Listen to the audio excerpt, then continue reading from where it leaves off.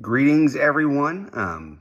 This Sunday in our Equip class, we are going to be covering the books of Amos and Obadiah. These are two really interesting prophets.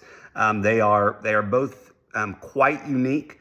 They each have their own voice that is quite distinct from some of the other prophets that we've encountered over the course of the last 4 or 5 months here, actually almost 6 months.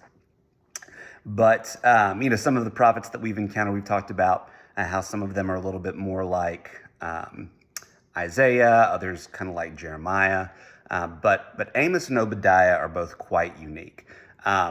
Amos was prophesying in the time just before Isaiah. So he was not quite a contemporary of Isaiah, but he was just before Isaiah. He is from the south, but he typically prophesied to people in the north. Now, he had some words for people in the south, but typically his prophecy was geared towards people in the north. And part of the reason why is that in that entire area, both the north and the south, there was great economic prosperity at the time. But the prosperity was even greater in the north than it was in the south at that time. And there was some big sins that Amos was very concerned about, and most of them had to deal with poverty.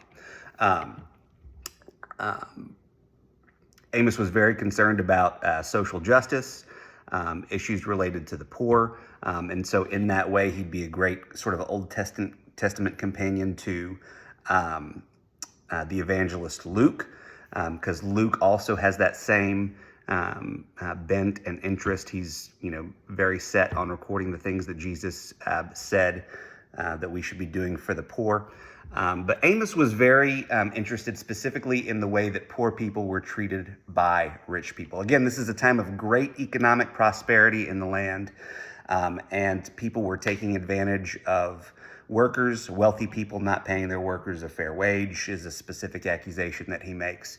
Not only that, but lenders taking advantage of people who are, desperate economically, in a desperate, impoverished situation, lenders taking advantage of those kind of people. A lot of what we see in today's world and what has always gone on, but it was just especially bad at the time that Amos happened to be prophesying. Now, the reason why his prophecy was specifically geared towards people in the north is that not only was there this economic injustice going on, but the north was trying to expand its territory a little bit, and so they were even trying to sort of militarily take over parts of the southern kingdom. Now, their aggression was not just against people in the southern kingdom. It was against, people all around them. They were trying to expand. And not only were they trying to take over those, expand their territory militarily, but when they were successful, those defeated people, they would often take them into slavery. And Amos had absolutely no tolerance for slavery. And so that is what his prophecy is geared towards, and we're going to talk more about that on Sunday. Obadiah is very unique. Obadiah, his prophecy was against neither the north nor the south, but actually against one of their neighbors, the kingdom of Edom. This is, as far as I know, the only prophet in the Old Testament whose prophecy is entirely geared towards people outside of Israel. Israel had always had its enemies, but you don't see, prophets going out and spending all of their time prophesying against, the Philistines or, or even the Assyrians or anything like that. Typically, the prophets are speaking to their own people, right? To their own people. But that's not what Obadiah does. He is speaking directly to the Edomites, and he's calling them out specifically because, not for the same kinds of sins that other prophets call out their own people for, whether that's the northern or the southern kingdom, but he's specifically calling them out because they have been oppressive towards Israel. And he's just letting them know, hey, we are God's people. This aggression will not stand, man.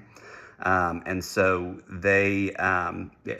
so his prophecy is geared towards them. We'll get into some more detail about that, but both of these prophets are very unique, and I look forward to our discussion on Sunday. See you then.